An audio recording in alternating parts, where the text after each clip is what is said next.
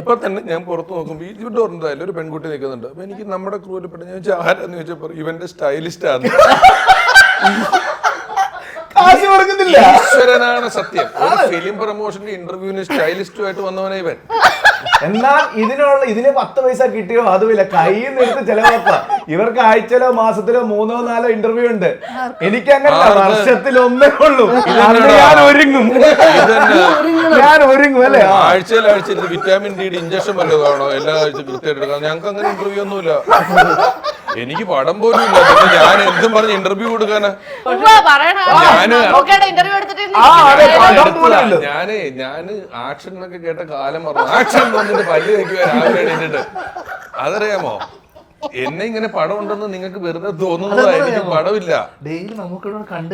ആ കാരണം വിചാരം ഞാൻ ഈ പടത്തിലുണ്ടെന്ന്. പക്ഷെ ഞാൻ പടത്തിലില്ല, പടമില്ല. നിങ്ങളിത് മനസ്സിലാക്കിയത്. നിങ്ങൾക്ക് ഇത് എന്താ ഇങ്ങനെ?